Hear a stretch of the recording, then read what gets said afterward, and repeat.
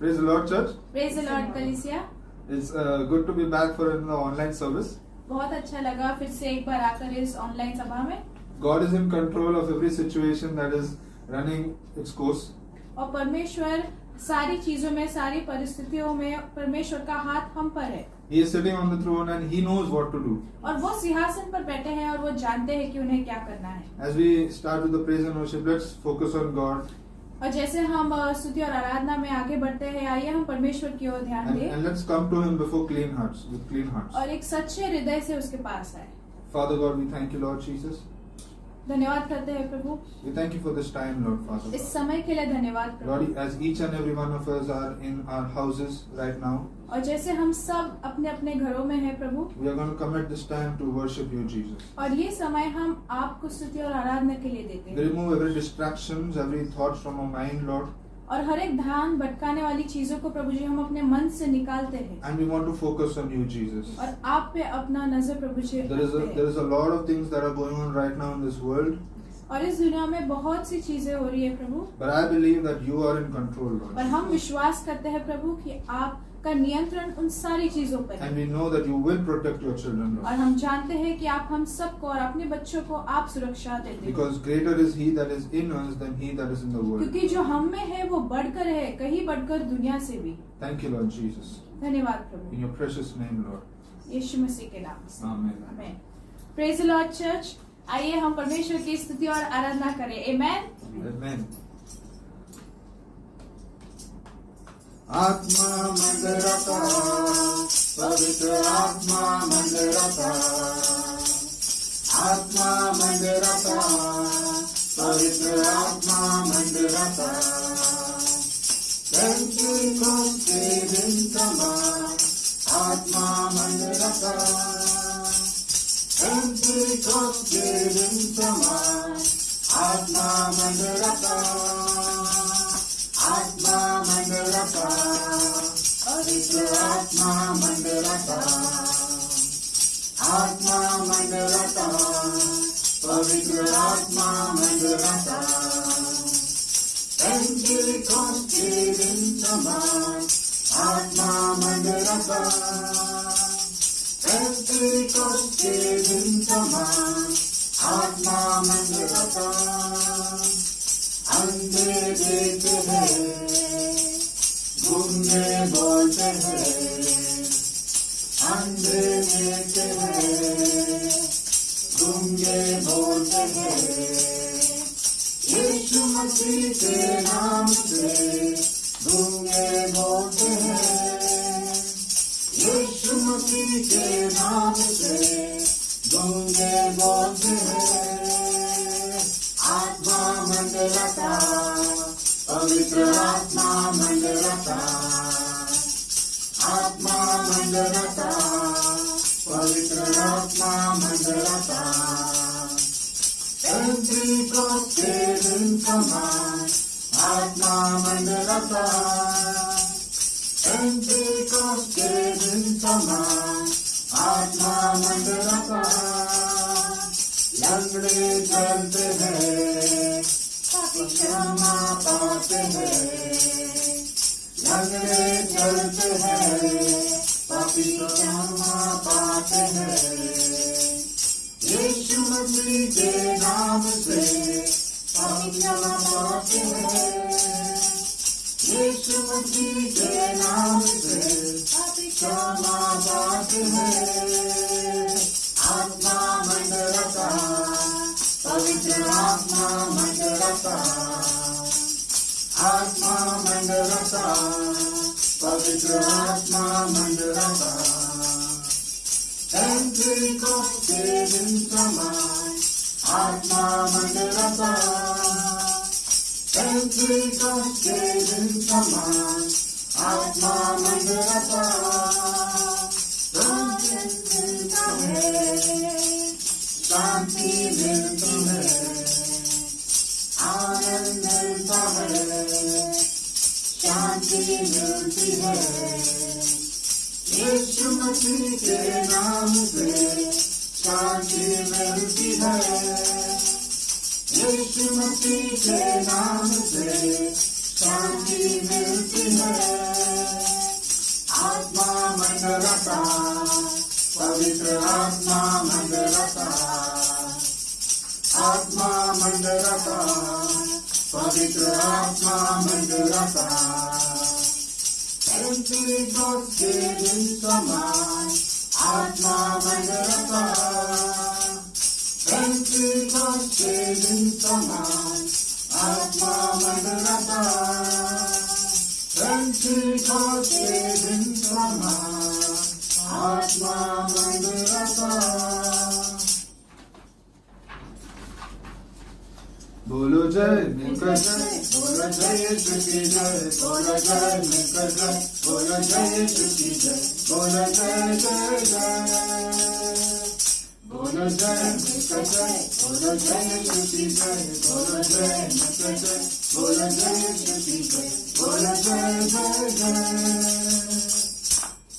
प्रेम की तेरी यादी मन में भर दे अपनी, प्रेम की तेरी यादी मन में भर दे अपनी, तेरे प्रेम की गाएगी, तेरे प्रेम की गाएगी। बोलो जय, बोलो जय, बोलो जय यीशु की जय, बोलो जय मिलकर जय, बोलो जय यीशु की जय, बोलो जय जय जय, बोलो जय मिलकर जय, बोलो जय यीशु की जय, बोलो जय मिलकर जय, बोलो जय यीशु की जय, बोलो जय जय जय।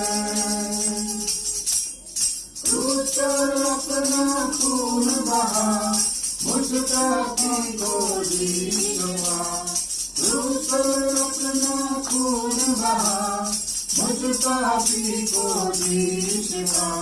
मन मेरे तू बोल सदा, मन मेरे तू बोल सदा, बोलो जय मिलकर जय, बोलो जय यीशु की जय, बोलो जय मिलकर जय, बोलो जय यीशु की जय, बोलो जय जय जय, बोलो जय मिलकर जय, बोलो जय यीशु की जय, बोलो जय मिलकर जय, बोलो जय यीशु की जय, बोलो जय जय जय, बोलो जय जय जय, बोलो जय जय जय। हाँ प्रभु यीशु, हम सब मिलकर प्रभु आपकी जय करते हैं, प्रभु आपकी स्तुति करते हैं प्रभु, क्योंकि आप उस स्तुति के योग्य है पिता परमेश्वर। हम आपके गीत गाते हैं प्रभु जी, आपकी स्तुति करते हैं प्रभु। आपका हाथ प्रभु हमेशा अपने बच्चों पर रहता है प्रभु। हम इस समय प्रभु आपके सामने आते हैं प्रभु। उस पवित्र आत्मा प्रभु जी, उस पवित्र आत्मा को प्रभु जी हम महसूस करते हैं इस समय, क्योंकि वो हम सब में है प्रभु। बस हमें उस सच्चे दिल से उसे पुकारना है प्रभु, और वो हमारे साथ है, हमारे बीच उपस्थित है। धन्यवाद यीशु। पवित्र आत्मा, पवित्र आत्मा, मुझे ले जाओ यीशु के चरणों में। पवित्र आत्मा, पवित्र आत्मा, पवित्र आत्मा,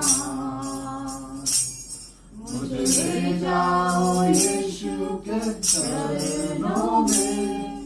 पवित्र आत्मा, सिर्फ तेरे लिए यीशु, तेरे लिए, सिर्फ तेरे लिए यीशु, तेरे लिए, सिर्फ तेरे लिए यीशु, तेरे लिए मैं हाथ उठाता हूँ। घुटने झुकाकर, सर झुकाकर, हाथ उठाता हूँ तेरे लिए। घुटने झुकाकर, सर झुकाकर, हाथ उठाता हूँ तेरे। पिता परमेश्वर, तू ही मार्ग है, तू ही सत्य है और तू ही जीवन है प्रभु। आपका वचन कहता है कि मेरे द्वारा पिता के पास कोई नहीं पहुंच सकता। हमारे विश्वास को प्रभु जी आज हम बढ़ाते हैं प्रभु। एक और कदम आपकी ओर प्रभु जी हम रखते हैं प्रभु। धन्यवाद करती हूँ प्रभु जी कि हम सबको सुरक्षित रखा प्रभु। अपनी आशीषों को प्रभु जी हम पर निरंतर आपने बनाए रखा। चाहे हमारा बर्ताव कैसा भी हो प्रभु, आपका अनुग्रह हम पर हमेशा है प्रभु। प्रभु मैं मांगती हूँ प्रभु कि आज आप हर एक दिल को छुओ प्रभु। धन्यवाद यीशु, हमारे हृदय को परिवर्तन करो प्रभु। अपनी आशीषों से आपने हम सबको भरा है प्रभु, इसलिए धन्यवाद। आपकी करुणा हम सब पर है प्रभु। धन्यवाद यीशु। हमारे मनों को प्रभु आप बदलो प्रभु। फिर से वो आग बरसा दे, फिर से तूफान आने दे। तेरी महिमा से, तेरे सामर्थ से, फिर से तू अभिषेक कर दे। फिर से वो आग बरसा दे, फिर से तूफान आने दे। तेरी महिमा से, तेरे सामर्थ्य से, फिर से तू अभिषेक कर दे। पवित्र आत्मा, पवित्र आत्मा, पवित्र आत्मा, पवित्र आत्मा, पवित्र आत्मा,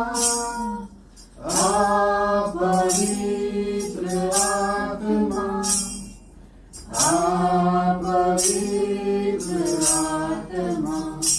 बहरे उस हवा को छू ले, हर एक दिल को बहरे उस हवा को छू ले, हर एक दिल को। तेरा दर्शन हमें मिले, करते हैं प्रार्थना तुझसे। तेरी महिमा से, तेरे सामर्थ्य से, फिर से तू अभिषेक कर दे। तेरी महिमा से, तेरे सामर्थ्य से, फिर से तू अभिषेक कर दे। पवित्र आत्मा, पवित्र आत्मा, पवित्र आत्मा, पवित्र आत्मा, पवित्र आत्मा, पवित्र आत्मा। तू बदल दे मेरे मन को, दे आशीष इस जीवन को। तू बदल दे मेरे मन को, दे आशीष इस जीवन को। तेरी करुणा हम पे बरसे, अपने मार्ग पे चला हमको। तेरी महिमा से, तेरे सामर्थ्य से, फिर से तू अभिषेक कर दे। तेरी महिमा से, तेरे सामर्थ्य से, फिर से तू अभिषेक कर दे। पवित्र आत्मा, पवित्र आत्मा,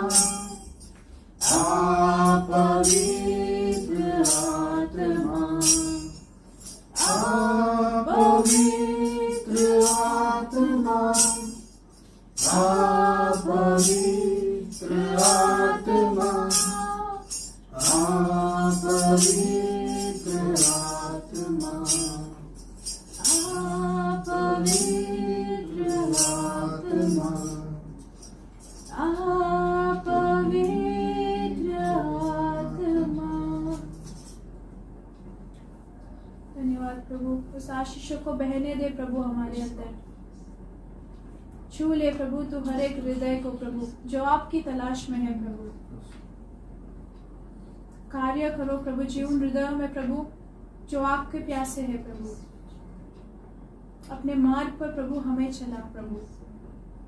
हर रोज अपने मार्ग पर चलने के लिए प्रभु हमारी मदद और सहायता करना प्रभु। धन्यवाद यीशु। आगे का सारा समय प्रभु आपके हाथों में सौंपती हो प्रभु। प्रार्थना यीशु मसीह के नाम से, आमीन। आइए हम रोटी प्याले के लिए प्रार्थना करेंगे। इस समय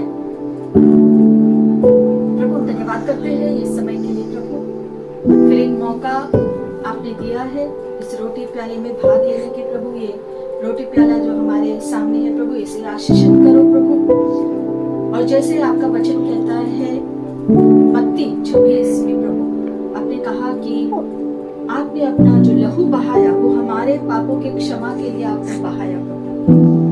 हम धन्यवाद करते हैं कि आपने अपना शरीर तोड़ा और अपना लहू बहाया ताकि हम चंगे हो जाए, ताकि हमारे सारे पापों के लिए हमें क्षमा मिल जाए प्रभु। आपके लहू के द्वारा हम शुद्ध हो जाए। हम प्रार्थना करते हैं प्रभु कि आपके क्रूस का कार्य हमारे जीवन के लिए फल लेकर आए प्रभु। हम इस समय खुद को आपके सामने लेकर आते हैं पिता। धन्यवाद कि आपने यीशु को भेजा ताकि जो कोई भी उस पे विश्वास करे उसका नाश न हो लेकिन वो अनंत जीवन पाए। यीशु धन्यवाद कि आपने ये कार्य पूरा किया प्रभु। और इस समय जैसे हम रोटी प्याले में भाग लेते हैं, हम याद करते हैं जो आपने किया क्रूस पर हमारे लिए, जो आपने आशीषें उपलब्ध किया हमारे लिए प्रभु, जो आपने क्षमा उपलब्ध किया हमारे लिए प्रभु, अनंत जीवन उपलब्ध किया हमारे लिए प्रभु। हम इस सारी उपलब्धि स्वीकारते हैं हमारे जीवन में प्रभु। फिर एक बार हम अपने जीवन को आपके हवाले करते हैं पिता। हमारा मन, हमारा हृदय, हमारे कार्य, हमारी इच्छाएं, सभी कुछ प्रभु आपके सामने रखते हैं। तो जैसे हम इस रोटी प्याले में भाग लें, हमारा शरीर हर बीमारी से चंगा हो जाए प्रभु। हर बीमारी इस शरीर को छोड़कर निकल जाए। और हम प्रार्थना करते हैं कि हमारे सारे पाप धुलकर प्रभु हम आपकी तरफ फिर से पवित्र हो जाए। हमारा रिश्ता फिर एक बार आपके साथ एक हो जाए। धन्यवाद पवित्र आत्मा कि आप है हमें याद दिलाने के लिए, हमारे साथ रहने के लिए प्रभु।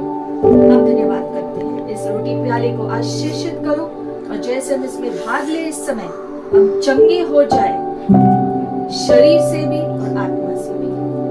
यीशु मसीह के नाम से पिता हम प्रार्थना करते हैं, आमीन। धन्यवाद सर्वशक्तिमान परमेश्वर यहोवा, हालेलुया, प्रेज लॉर्ड, राजाचा राजा, प्रभुधान परमेश्वर, पवित्र पिता परमेश्वर, धन्यवाद करते हैं आपके नाम को। आओ हम सब मिलके प्रभु के लिए, भवन के लिए जो दान और दशांश होने वाले उसके बारे में हम पढ़ते हैं कि चैप्टर 1 का 3 में पढ़ते हैं। फिर यहोवा का वचन है कि भविष्यवक्ता के द्वारा पहुंचा, क्या तुम्हारे लिए अपने छत वाले घरों में रहने का समय है जबकि मेरा भवन उजड़ पड़ा है। इसलिए अब सेनाओं का यहोवा ये कहता है, अपनी अपनी चाल चलन पर ध्यान करो।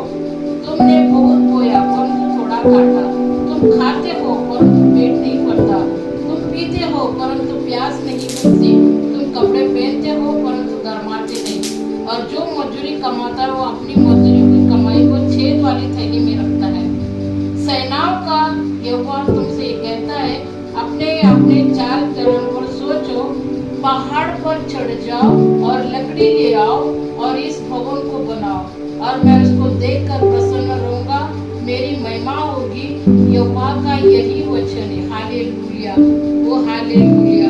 वो सर्वशक्तिमान परमेश्वर जिन लोगों के पास काम धंधे नहीं है उन लोगों को काम धंधे दो, और जो पहाड़ पर चढ़ने वाले लोग हैं यानी कि प्रार्थना करने वाले लोग हैं उनको भी आशीष करो, ताकि वो आपका भवन में अपने मेहनत के दशाओं बो पाए और आप उन्हें आशीष करो। वो महान परमेश्वर यहोवा जो कोई इस वीडियो देख रहा है उन लोगों के लिए है जो प्रभु के लोग हैं, जो यीशु मसीह के लोग हैं, जो यहोवा परमेश्वर के लोग हैं, उन लोगों से यहोवा परमेश्वर ने कहा है पहाड़ पे चढ़ जाओ, लकड़ी ले आओ और इस भवन को बनाओ। यानी कि जो कमाते हैं उनका जो 10वां भाग है वो प्रभु ने अपने भवन में मांगा है, वो भवन में ले आए और प्रभु उन्हें आशीष करे। हालेलुया। सारी दशाओं और दान यीशु के भवन में आ जाए यीशु के नाम से, और सबको आशीष मिले। आमीन आमीन आमीन। Praise the Lord. प्रभु की स्तुति। Once again, greetings to you in the matchless name of our Lord and Savior Jesus Christ. फिर एक बार यीशु मसीह के नाम से आपका स्वागत है। We continue our Holy Spirit series, पवित्र आत्मा की श्रृंखला जारी है, and today we got a wonderful message from the Word of God to you. फिर एक बार प्रभु का वचन हम ले आ रहे हैं आपके लिए, And we rejoice in every word we bring to you, and so that you will be blessed and you would see the things of God work in your lives. और हम प्रभु के वचन को जैसे ले आते हैं, हमारी इच्छा है कि प्रभु की आशीषें आपको मिले और फलदायी बने आपका जीवन। For it's not by might nor by power but by my spirit, says the Lord. क्योंकि बल से या ताकत से नहीं, लेकिन प्रभु की आत्मा के द्वारा कार्य होती The है। Spirit of God is at work in your lives. और परमेश्वर की आत्मा आपके जीवन में कार्य करती है। And Father, we thank you for today's word. पिता, आज के इस वचन के लिए धन्यवाद। Anoint your word that would go forth and touch the hearts of your beloved people. आपके वचन के द्वारा आपके लोगों के हृदय को आप स्पर्श करो प्रभु। I pray a total transformation and a renewing in their hearts and their minds.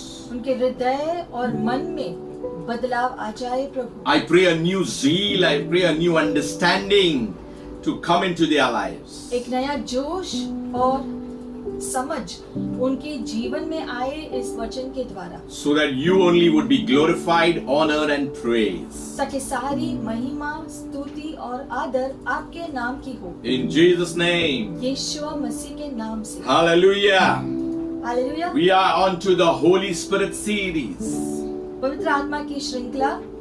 And today's message is the indwelling of the Holy Spirit. आज का शीर्षक है पवित्र आत्मा का निवास करना। I give you a brief introduction about it, इसके बारे में हम जो परिचय देखेंगे, so that we may understand, we may learn, and we may get what we need to have in our lives in this continued journey into the kingdom of God.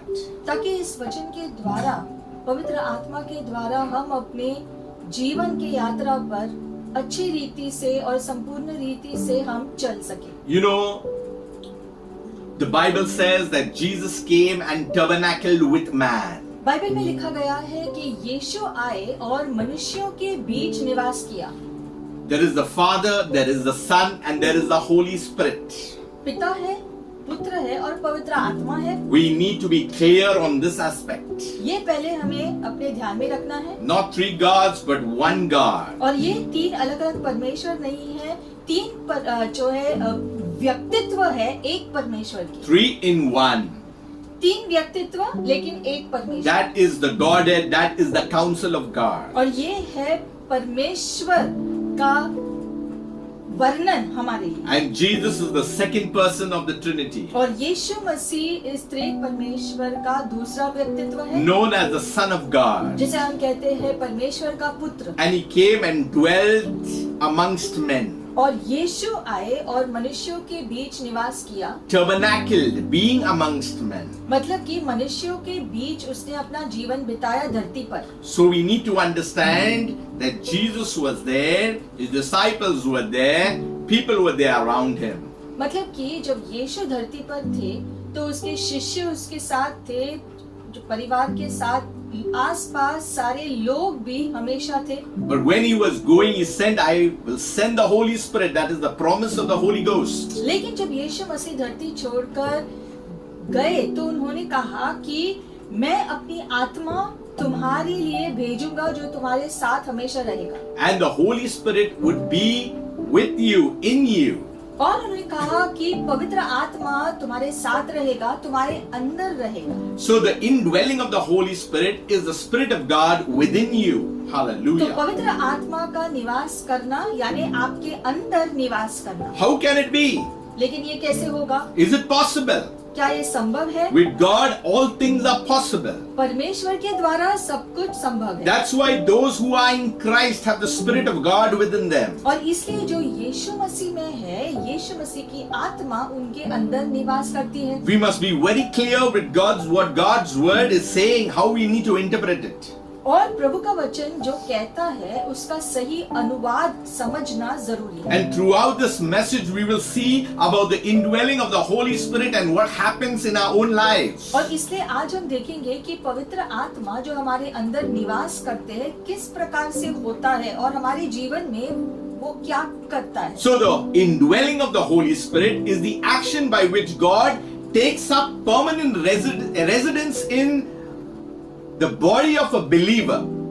सबसे पहली बात, पवित्र आत्मा का निवास करना यानी कि एक विश्वासी जीवन के शरीर में जो है उसके अंदर पवित्र आत्मा अपना निवास स्थान बनाता है। When we say believer, that means a follower of Christ, the one that has encountered the cross of Jesus Christ. विश्वासी व्यक्ति यानी वो व्यक्ति जिसने यीशु मसीह का अनुभव किया है और यीशु मसीह को अपने जीवन में प्रभु माना है, उसको स्वीकारा है उद्धारकर्ता के रूप में। The one who understands the birth of Christ, the life of Christ, the death of Christ, the resurrection of Christ.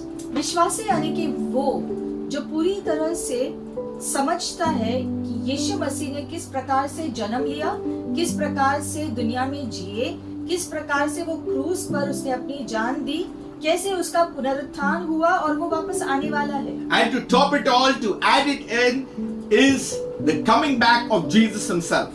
और प्रभु ने वादा किया है कि जिस प्रकार से वो गए थे वो वापस आएंगे। So the Holy Spirit wants to have a total residence in your body. पवित्र आत्मा संपूर्ण रीति से आपके जीवन में, आपके शरीर के अंदर निवास करना चाहते हैं। See, in the Old Testament, the Spirit would come and go from the saints, that is the prophets. पुराने नियम में हम देखते हैं कि जो भी प्रभु के दास थे, पवित्र आत्मा समय समय पर उनके ऊपर आता था कुछ कार्य पूरा करने। So they would be empowered for service, but not necessary that the Spirit of God would remain with them.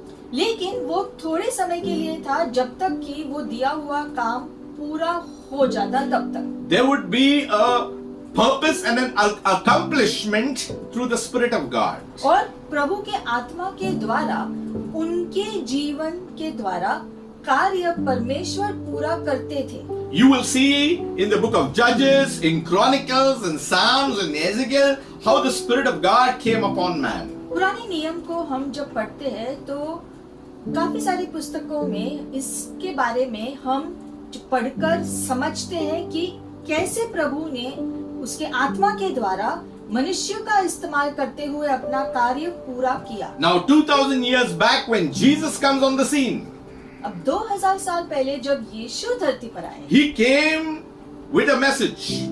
तो एक संदेशा लेकर आए He came with a plan to be executed. और एक योजना को पूरा करने आए He came to make a way for the Holy Spirit also to come. और रास्ता भी यीशु ने बनाया ताकि पवित्र आत्मा हमारे लिए भेजा जाए। Yes, Jesus came for the forgiveness of sins. यीशु मसीह धरती पर आए थे ताकि हमें अपने पापों की क्षमा मिले There was an atonement that was made. और उसके लिए यीशु ने दाम चुकाया। That by his stripes also we are healed. All this is there. और इसीलिए जैसे वचन कहता है उसके कोड़े खाने से हम चंगे हो गए हैं And he died on the cross. और यीशु ने क्रूस पर अपनी जान दे दी, completing everything that was fulfilled by prophets spoken in the Old Testament. ताकि जो भी भविष्यवाणियां पुराने नियम में लिखी गई थी मसीहा के बारे में, वो हर एक भविष्यवाणी यीशु धरती पर पूरा कर सके, इसलिए वो आए। But before going, he gave a promise. लेकिन धरती को छोड़कर जाने से पहले ये यीशु ने हमसे वादा किया। When Jesus was on earth, he was without limit. जब वो धरती पर थे तब जो है एक सीमा की हद थी जहाँ तक यीशु कार्य उसने किए। So Jesus, when he came, he revealed to his disciples the new role of the Spirit, that is the Spirit of truth.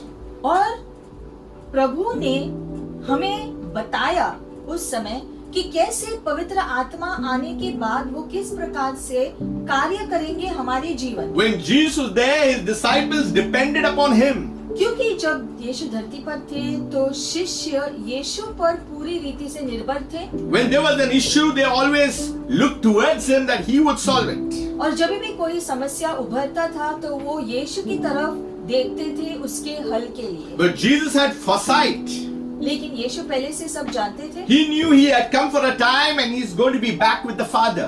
यीशु जानते थे कि वो थोड़े समय के लिए आए हैं और वो वापस अपने पिता के पास जाने वाले हैं। That's why, according to the plan of God, an arrangement had been made that when Jesus would return, the Holy Spirit would come.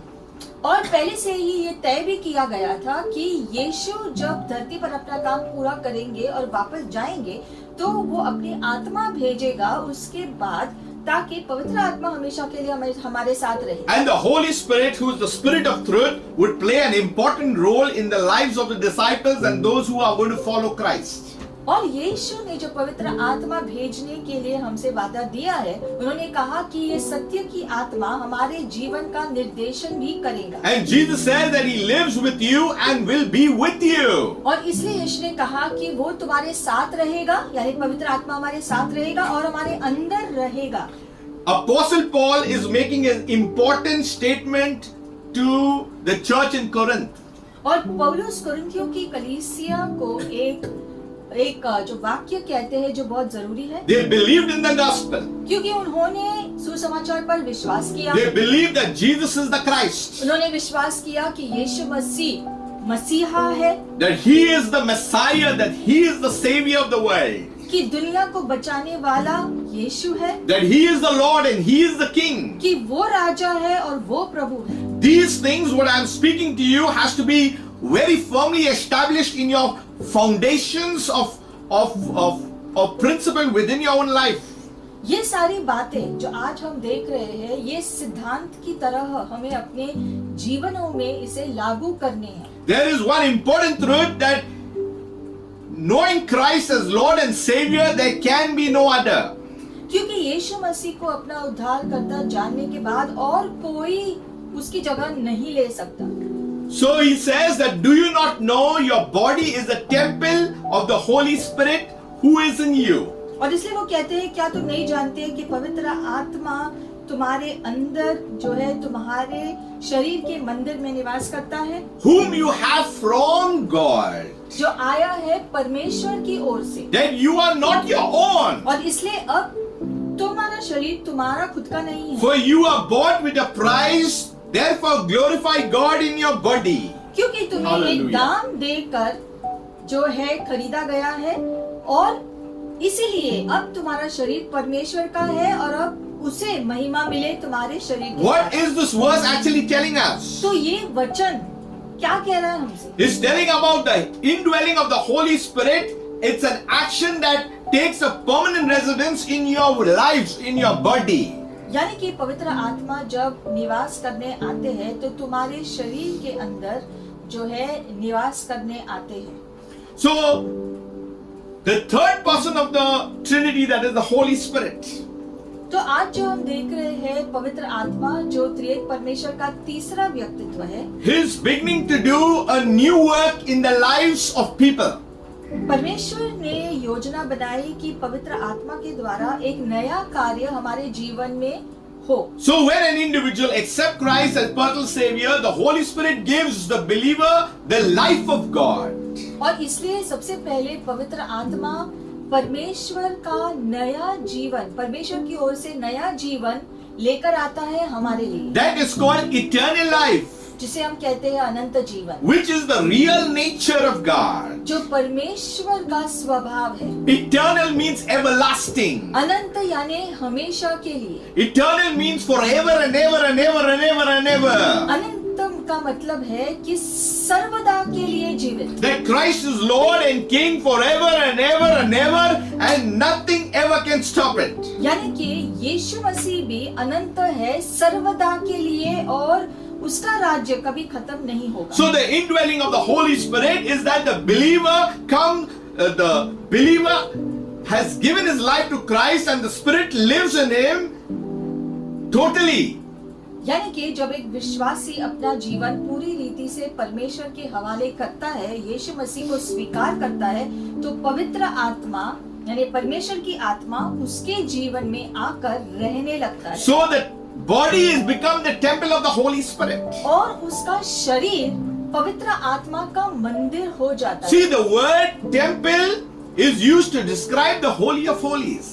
ये मंदिर शब्द जो है अति पवित्र परमेश्वर का निवास स्थान कहलाता It है। is the innermost place.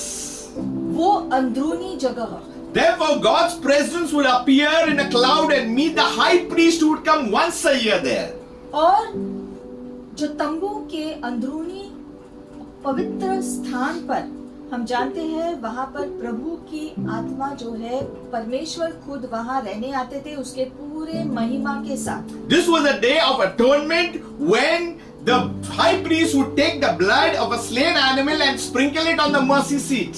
और खास करके प्रायश्चित के समय जो है, प्रायश्चित के दिनों में जो महायाजक जो बलि का लहू बहाकर लोगों के लिए पापों का क्षमा देने के लिए वो कार्यशील होते थे। So on this special day, God granted forgiveness to the priest and his people. So everybody were part of this forgiveness, the mercies of God. तो प्रायश्चित के दिन जब जो बलि चढ़ाते थे उसके लहू के द्वारा जो क्षमा वो पाते थे उनके लिए भी था और पूरे इजराइल राष्ट्र के लिए भी था। But today there is no Jewish temple. लेकिन आज कोई यहूदी का मंदिर नहीं है The animal sacrifice have ceased. और जो जानवरों का बलिदान करना अब जो बंद हो गया है। So God came with a beautiful plan.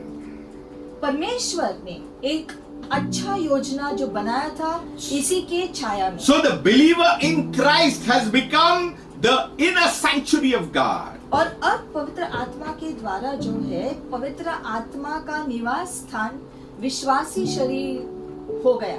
As the believer has been sanctified, as the believer has been forgiven, as the believer has been justified, जैसे जैसे विश्वासी अपना जीवन को पवित्र रखता है अपने पापों का क्षमा पाने से, उसी प्रकार से जो है वैसे वैसे पवित्र आत्मा उतना ही निवास कर सकता है। this is all because of the blood of Jesus. और ये सब यीशु मसीह के लहू के द्वारा संभव है। So the believer in Christ becomes the habitation of the Holy Spirit of God. और इसलिए विश्वासी जीवन पवित्र आत्मा का निवास स्थान होना चाहिए। Therefore the believer is indwelt spiritually by Christ himself. पवित्र आत्मा यानी कि विश्वासी जीवन अब यीशु मसीह का जीवन जैसा है। So God the Father, God the Son and God the Holy Spirit are totally involved. यानी कि पिता पुत्र और पवित्र आत्मा तीनों ही हमारे जीवन में कार्यशील होते हैं। We need to understand this in a greater manner. और इसकी गहराई की समझ हमें आनी चाहिए। That's why we need to understand the word born again. और इसके लिए नया जीवन को पाना, इसका अर्थ समझना। Even Nicodemus, who was teacher of the Lord, never understood. Nicodemus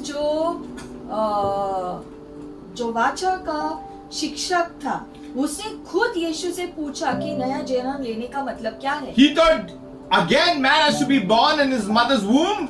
और निकोदेमस ने पूछा कि क्या हमें अपने माँ के गर्भ में फिर से जाना पड़ेगा नया जन्म लेने But के no, लिए? it was by spirit. लेकिन यीशु ने जवाब दिया कि ऐसा नहीं है, आत्मा से जन्म लेना Your है। spirit becomes alive. यानी कि हमारी आत्मा जीवित हो जाती है, Something good has happened into your innermost being. यानी कि हमारे अंदरूनी मनुष्य में कुछ अच्छा कार्य शुरू हुआ, Man is spirit, क्योंकि मनुष्य असल में आत्मा है, has a soul, उसका प्राण है covered by a shell called body. और उसे ढाके हुए है उसका शरीर। So we need to understand the indwelling of the Holy Spirit comes to a soul when it's dead in sin. और इसलिए आत्मा का निवास स्थान तभी हो सकता है जब हमारे प्राण के प्रति हम मृत हो। We need to understand this in Titus 3:5. और ये जो है तीतुस के पुस्तक में लिखा गया है कि जो पाप के विरोध में कैसे हमें जो मरना है। We open to that, Titus 3:5. It says, not by works of righteousness which we have done, but according to his mercy he saved us through the washing of regeneration and renewing of the Spirit.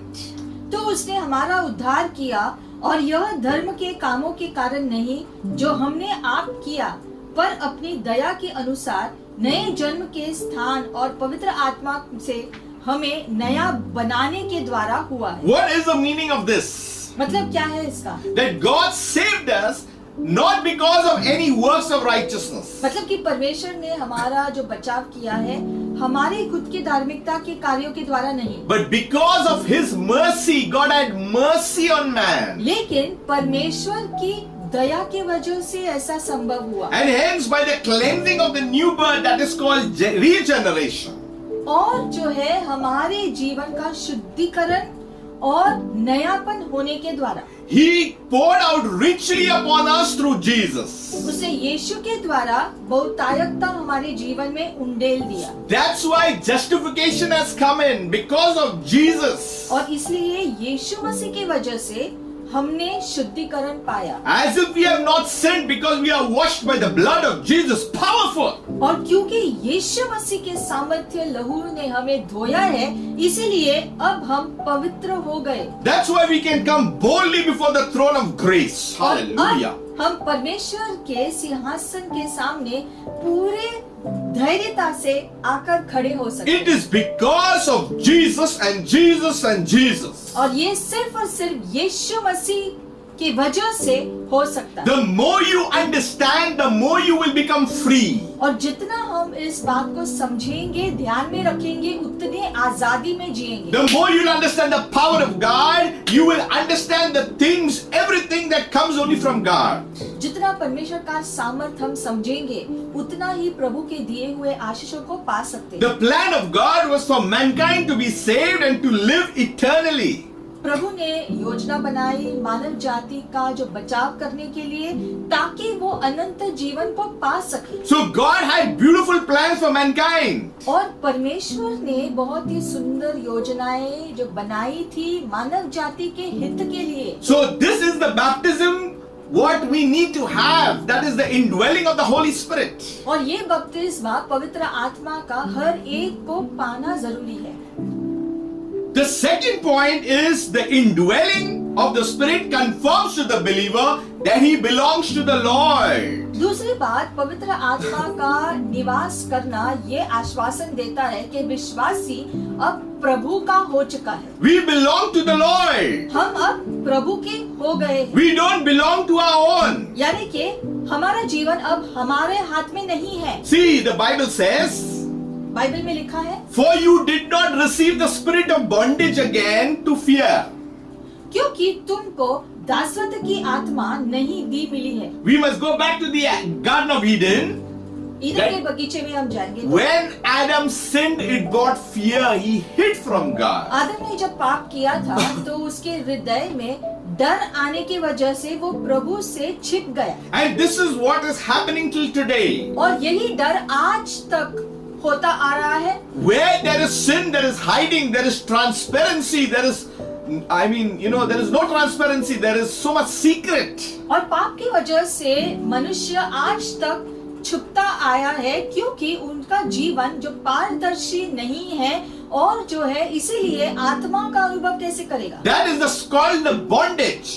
और ये जो है जो बंधन लेकर आता है, The spirit is at work. क्योंकि दुष्ट आत्मा जो है कार्यशील होता है। If you are in bondage, you need deliverance. और अगर कोई इस प्रकार के बंधन में है तो उसे छुटकारे की सख्त जरूरत है। That's why you do not receive the spirit of bondage again to fear, but you have received the spirit of adoption by whom we cry out, Abba Father. Hallelujah.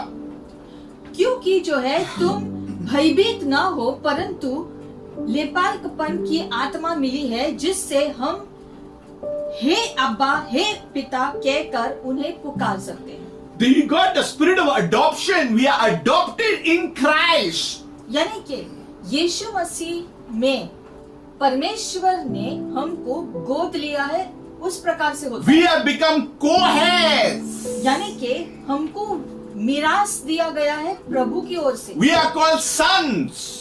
अब परमेश्वर हमें जो बेटे कहकर पुकारता है, We belong to Him. और अब हम उसके हो चुके हैं। See, the Spirit Himself bears witness with our spirit that we are children of God. Hallelujah, amen. और पवित्र आत्मा गवाही देता है हमारी आत्मा के साथ कि ऐसा हो गया। That's why we keep saying we are the children of God. इसलिए हम कहते रहते हैं कि हम परमेश्वर के बच्चे हैं। अब In the Old Testament, if you read the Word of God, it says they were the children of Israel, were the children of God.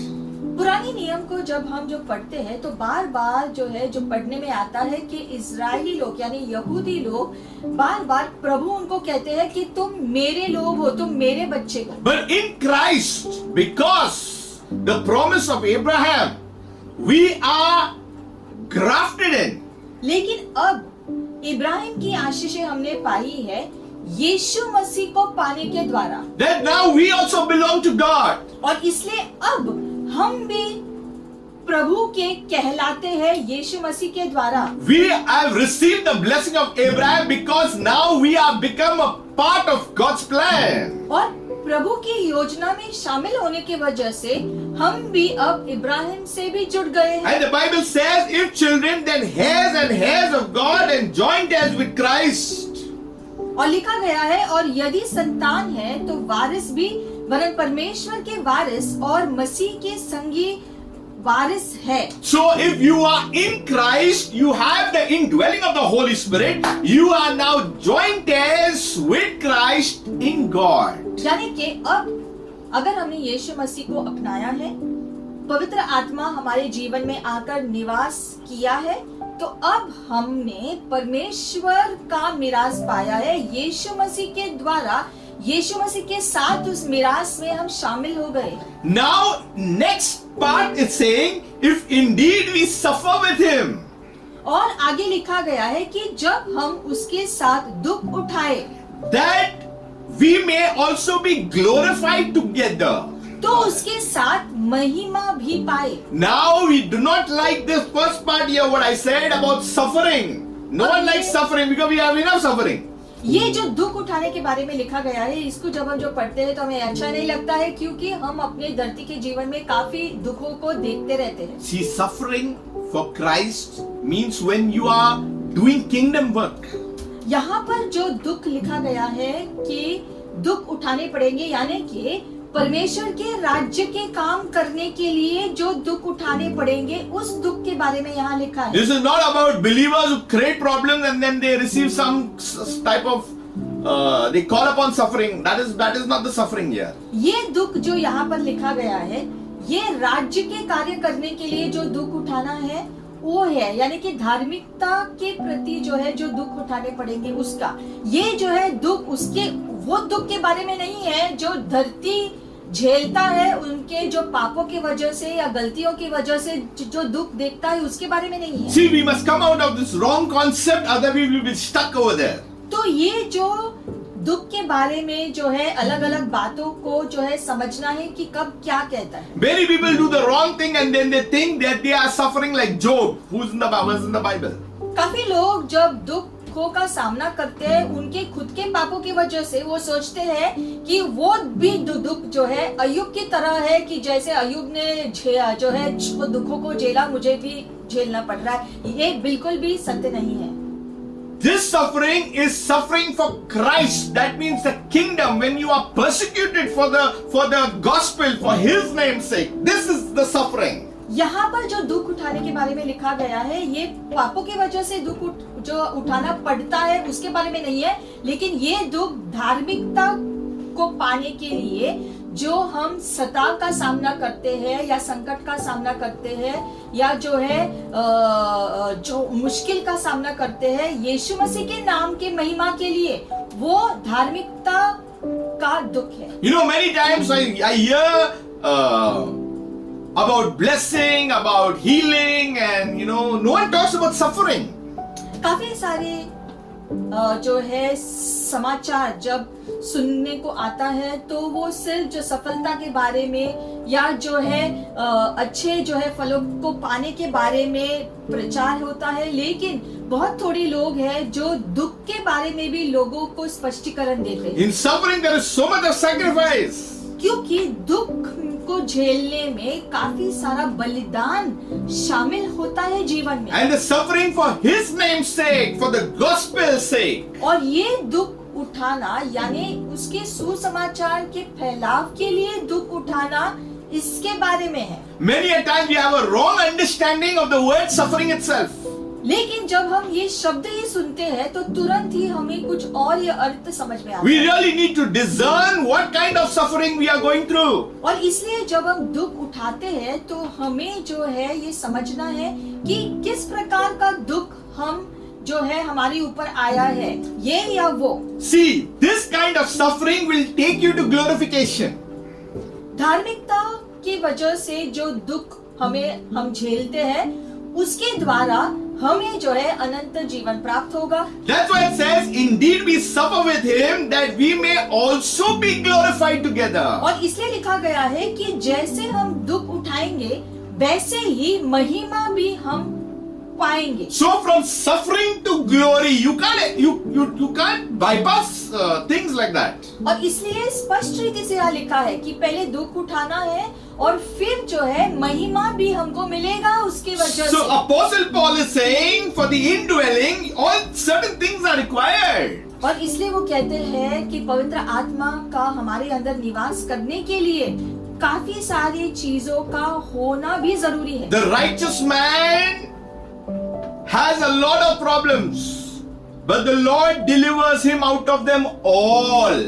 जैसे वचन में लिखा गया है कि धर्मी व्यक्ति काफी सारे दुखों को उठाता है, लेकिन प्रभु उनको उन दुखों से बाहर भी निकालता है। Now what Paul is saying, that the present sufferings, they are not worthy or compared to the glory that we are going to receive. यानी कि Hallelujah. जो पौलुस बता रहे हैं, वो समझा रहे हैं कि धरती पर जो भी दुख हम उठाते हैं वो कुछ भी नहीं है उस इनाम के सामने जो महिमा के समय हम जो पाएंगे इसी दुख को उठाने की वजह से। That's why creation is eagerly waiting for what? The sons of God. और- You are the sons of God. इसीलिए हम देखते हैं Hallelujah. कि प्रकृति भी इंतजार करती है परमेश्वर के जो बेटों के लिए कि वो कार्यशील हो और आप परमेश्वर के बच्चे हो और पूरी प्रकृति आपके लिए इंतजार कर रही है। You know, God, when He made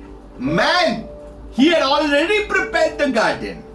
परमेश्वर ने जब मनुष्य की सृष्टि की थी तब जो है उसके पहले ही ईदन के बगीचे को तैयार करके रखा था जो मनुष्य के लिए। So when God brought you on planet Earth, He has already made provision for you to complete this whole race. Hallelujah. उसी प्रकार से Understand?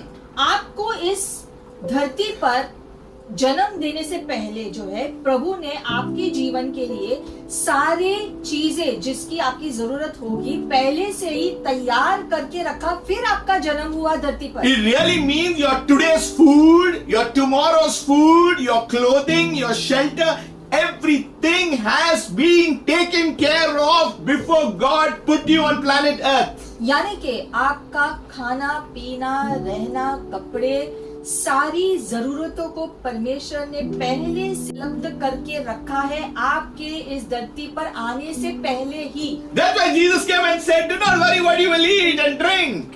इसलिए यीशु ने जब वो धरती पर थे उन्होंने लोगों से कहा, शिष्यों से कहा कि तुम क्यों चिंता करते हो कि तुम क्या खाओगे क्या पियोगे। Don't be worried about tomorrow. Tomorrow will take care of itself. और उन्होंने कहा कि कल के बारे में तुम चिंता क्यों करते हो, आने वाला कल खुद के लिए जो है देख लेगा। These important things are connected for the indwelling of the Holy Spirit. We need to understand these things. और ये सारी बातें पवित्र आत्मा के निवास करने के साथ जुड़ी हुई है। Why? Because fear, the bondage of fear has to be removed because we have received the adoption of Christ. लेकिन उसको पूरा होने से पहले हर प्रकार का जो पाप के द्वारा आने वाला डर हमारे जीवन से निकलना चाहिए, तो ये सारी चीजों का अनुभव हम कर सकते हैं। So, even nature is waiting for the sons of God to be revealed. Hallelujah. तो जैसे हमने पढ़ा कि प्रकृति भी इंतजार करती है परमेश्वर के बच्चों के प्रकटन होने के लिए। So we need to understand that the indwelling of the Spirit installs the new believer as members of the universal church. पवित्र आत्मा का निवास जो है इस बात का शुरुआत करता है कि कैसे एक नया विश्वासी यीशु मसीह के विश्व की कलीसिया का भाग हो जाता है। This is the baptism of the Holy Spirit. ये है पवित्र आत्मा का बपतिस्मा। So if you see 1 Corinthians verse 12, 1 कुरिन्थियों का 12वां अध्याय verse 13, chapter 12, 13. 13वां वचन। For by one Spirit we were all baptized in one body. Hallelujah. क्योंकि एक आत्मा के द्वारा एक शरीर में हमने बपतिस्मा लिया। We are many members but one body. हम बहुत सारे मेंबर है, अंग है, लेकिन एक ही शरीर के अंग है। You know, last time I shared one of the Sundays about the Pentecost, the 2 loaves that were being waved to God, and one loaf was the Jews and the other was the Gentile world. हमने कुछ रविवार पहले सीखा था Pentecost के रविवार के दिन कि किस प्रकार से जो है 2 रोटियों को हिलाया जाता था, जो स्पष्टीकरण था पुराने नियम का और नए नियम का, यानी जो है यहूदियों का और गैर यहूदियों का। It was a time coming that the Jews and the Gentiles would come together and wave out and understand that there is a God. क्योंकि जो है उन 2 रोटियों के द्वारा प्रभु जो है ये बता रहे थे कि प्रभु ने किस प्रकार से योजना बनाई थी कि परमेश्वर ने सभी के लिए, मानव जाति के लिए किस प्रकार से उद्धार के लिए रास्ता बनाया। So when you are baptized into one body by one Spirit, whether Jews or Greek, whether slaves or free, all have been made to drink into one Spirit. Hallelujah. क्योंकि हम सब ने, क्या यहूदी हो क्या यूनानी, क्या दास हो क्या स्वतंत्र, एक ही आत्मा के द्वारा एक देह होने के लिए बपतिस्मा लिया और हम सबको एक ही आत्मा पिलाया गया। So what happens? For the body does not consider of one member, it considers many members. क्योंकि एक शरीर में सिर्फ एक ही जो है अंग नहीं होता है, अलग अलग जो है चीजें हमारे शरीर के अंदर है। See, in our body we got the hand, we got the leg, they are not fighting with each other. जैसे एक शरीर में हाथ है, पैर है, जो है हमारे हाथ पैर या हमारे शरीर के अंदर के अंग एक दूसरे के साथ लड़ाई नहीं करते हैं। You don't take the hand doesn't take and start hitting your body around, no? हाथ जो है अपने ही शरीर को जो है दूसरे अंगों को अपने हाथों जो है वो मारते नहीं है, उसको चोट नहीं पहुंचाता है, क्योंकि वो एक ही शरीर है। The eyes doesn't get angry and say, one day if I get angry, I'll just close up. I'm not going to listen to the other organs. आंखें दूसरे अंगों से गुस्सा होकर ये नहीं कहता है कि मुझे अभी गुस्सा आया है, अब मैं अभी आंखें बंद कर दूंगा, देखूंगा नहीं। So there are organs in our body that work, that make up the body. तो जिस प्रकार से हमारे शरीर में अलग अलग अंग का जुड़कर हमारा शरीर जो बनता है, उसी प्रकार से प्रभु का देह है। That's why whether Jew or Gentile, slaves or free men, we are all coming together. We are installed in the institution known church. इसलिए लिखा गया है कि चाहे कोई यहूदी हो या गैर यहूदी हो, कोई गुलाम हो या आजाद हो, यीशु मसीह को स्वीकार करने के बाद अब सभी एक ही शरीर में बंध गए हैं, यीशु मसीह की कलीसिया के साथ जुड़ गए। So the first point is the indwelling of the Holy Spirit. You know, it comes to a soul dead in sin and gives new life. तो सबसे पहले हमने देखा कि पवित्र आत्मा निवास करता है जब जो पाप के प्रति हम जो मर जाते हैं और नया जीवन हमारे अंदर शुरू होता है। The second point says that the Holy Spirit confirms to the believer that he belongs to the Lord and we are joint heirs with him. दूसरा, पवित्र आत्मा निवास करता है या आश्वासन देने के लिए कि विश्वासी अब प्रभु का है और इसलिए अब परमेश्वर का जो है भाग हो चुका है। The third point says that we are installed in the church, the body. तीसरे बात, पवित्र आत्मा का निवास स्थान जो है होने के वजह से, हमारा शरीर होने के वजह से एक नया विश्वासी अब यीशु मसीह की कलीसिया का भी भाग हो चुका है। When does the indwelling start? तो पवित्र आत्मा का हमारे अंदर निवास करना शुरू कब होता है? When you accept Jesus Christ as Lord and Savior, we heard last time about repent and believe for the kingdom of God is at hand. जब हमने यीशु मसीह को स्वीकार किया हमारे जीवन में, जिस प्रकार से पिछली बार हमने जो वचन को सीखा कि जो है हमें पश्चाताप करना है क्योंकि परमेश्वर का राज्य निकट आ गया है। So repentance prepares the way, our hearts, so that we can come in humility to God.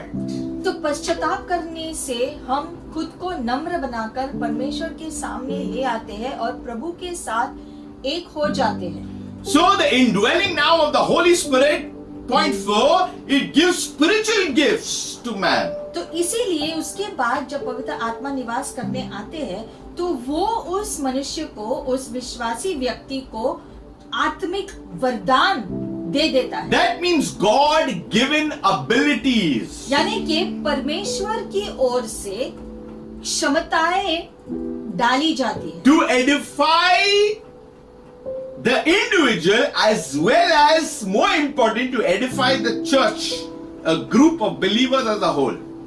और पवित्र आत्मा के वरदानों के द्वारा खुद का जीवन भी और कलीसिया भी आशीषित होता है। Why? So that to serve the Lord efficiently for His glory. ताकि हम प्रभु की सेवा करें, प्रभु को महिमा मिले। We'll go to 1 Corinthians 12:11.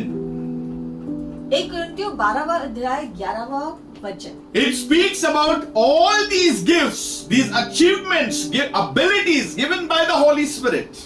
लिखा गया है कि सारे वरदान जो भी हमने जो पाया है, सफलता प्राप्त किए हैं, वो सारी चीजें आत्मा के द्वारा पाई है Is being distributed to each one individually as He wills. और सारे वरदान विश्वासियों को दिया गया है जैसे जैसे परमेश्वर की इच्छा है देने के लिए। That's why some people have more gifts, some people have less gifts, some people, it just depends how much we serve God. और इसलिए हम देखते हैं अलग अलग विश्वासी जीवन में अलग अलग वरदान दिए गए हैं। कुछ को ज्यादा वरदान दिए हैं, कुछ को जो कम दिए गए हैं और सबको अलग अलग दिए गए हैं। जैसे जैसे हम खुद को समर्पण करते हैं और सही रीति से जीते हैं जो है वैसे वैसे परमेश्वर वरदानों को हमारे जीवन में भेजते हैं। People of God, और इसलिए प्रियो, the gifts are given to edify the church. वरदान दिए गए हैं, आत्मिक वरदान दिए गए हैं कलीसिया की बढ़त के लिए। Not to sit tight. वरदानों को लेकर बैठने के लिए हमको वो वरदान नहीं दिए It गए। is given to exercise. वरदान दिए जाते हैं ताकि हम उन वरदानों के द्वारा राज्य के लिए कार्यशील हो and serve the Lord effectively for His glory. Hallelujah. और परमेश्वर की महिमा के लिए हम कार्य कर पाए, इसीलिए दिए गए। The more you serve, there will be more openings for the gospel of Jesus Christ. और जितनी सेवा हम करते जाएंगे उतना ही सुसमाचार का प्रचार होता जा It's सकता है। not to make man happy, but to please God. That is His plan. और ये जब हम करते हैं तो मनुष्य को खुश करने के लिए नहीं, लेकिन क्योंकि ये परमेश्वर की योजना है कि सारे मानव जाति सुसमाचार को सुने और वरदानों से आशीषित हो। What does the Holy Spirit indwelling do? Well, point 5. तो पांचवा पॉइंट कि ये पवित्र आत्मा का निवास से क्या होता है। It helps the believer understand and apply the scripture daily to their lives. विश्वासी को जो मदद करता है ताकि वो परमेश्वर के वचनों को समझे और वचन को अपने जीवन में लागू कर सके। So as the body is one तो जैसे पूरा शरीर जो है एक शरीर है and has many members, और उस एक शरीर में बहुत सारे अंग हैं, but all the members of that one body, being many, और वो एक शरीर का अंग काफी सारे होने के बावजूद are one body, फिर भी एक ही शरीर है। so also is Christ. वैसे ही यीशु मसीह का शरीर भी। So we need to understand तो ये हमें समझना है the indwelling helps. कि यीशु की पवित्र आत्मा का निवास हमारे अंदर होना ये हमारी मदद करता The है। indwelling helps us. पवित्र आत्मा का निवास हमारे अंदर हमारी जो मदद करने के लिए भी है। See, 1 Corinthians 2:12 says, 1 कुरिन्थियों 2 अध्याय 12वां वचन भी कहता है, now we have received अब हमने जो पाया not the spirit of the world. दुनिया की आत्मा नहीं पाई। See, when we entered and sin was already there, जब हमारा जन्म हुआ था और जो पाप का स्वभाव लेकर हमने जन्म लिया, we already had the world inside of us. उस वजह से दुनिया पहले से ही हमारे अंदर थी Sin was dominating over our lives. और जो पाप की पकड़ हमारे जीवन पर था जन्म से ही। But Jesus came to free us. इसलिए यीशु आए हमें छुड़ाने के लिए। That's why it says, now we have received not the spirit of the world. और इसलिए यीशु मसीह को स्वीकार करने के बाद यहाँ पर लिखा गया है कि हमने अब दुनिया की आत्मा नहीं पाई, But the spirit who is from God. लेकिन उस Hallelujah. आत्मा को पाया है जो परमेश्वर की ओर से दिया गया है, That we might know freely the things given to us by God. ताकि हम समझ सके कि पूरे रीति से जो चीजें परमेश्वर की ओर भेजी गई है उसकी आत्मा के द्वारा। So we understand that wisdom, we understand grace, we understand peace, we understand love, we understand the things that God has given to us. और इसीलिए ये चीजें जो परमेश्वर ने दिए हैं हमारे लिए आत्मा के द्वारा, ये क्या है? उसका प्रेम, उसकी दया, उसका अनुग्रह, उसकी कृपा दृष्टि, उसकी सारी आशीषें। So the indwelling of the Holy Spirit, point 6, it enriches the believer's prayer life and intercedes for him in prayer. छठा है कि पवित्र आत्मा का निवास होने से विश्वासी का प्रार्थना जीवन जो है उसमें परमेश्वर उसका साथ देता है उसके रोज के जीवन के प्रार्थना में। Romans 8:26. रोमियो का 8वां अध्याय और 26वां वचन, It says, likewise, वैसे ही लिखा गया है, the Spirit also helps in our weaknesses. हमारी कमजोरियों में भी आत्मा हमारी मदद करता There है, is weakness. क्योंकि हमारे अंदर कमजोरियां हैं। Don't call, when you do things deliberately, don't say it is my weakness. अगर हम चीजें जानबूझ के करते हैं तो वो कमजोरी नहीं कहलाती है, ये ध्यान में रखना है। You know, living a lifestyle of sin, you are in danger. क्योंकि अगर कोई जानबूझकर पाप में जीता है तो उसका लेखा उसे देना पड़ेगा। We need to better understand this. ये हमें समझना है अच्छे से, For we do not know what we should pray for as we ought, but the Spirit Himself makes intercession for us with groanings which cannot be uttered. क्योंकि हम नहीं जानते कि प्रार्थना किस रीति से करना चाहिए, परंतु आत्मा आप ही ऐसे है भर भर कर जो बयां से बाहर है हमारे लिए विनती करता है। Many a time we do not know what to pray. बहुत बार हमें नहीं समझ में आता है कि अब क्या प्रार्थना करें। But the Spirit Himself makes intercession for us.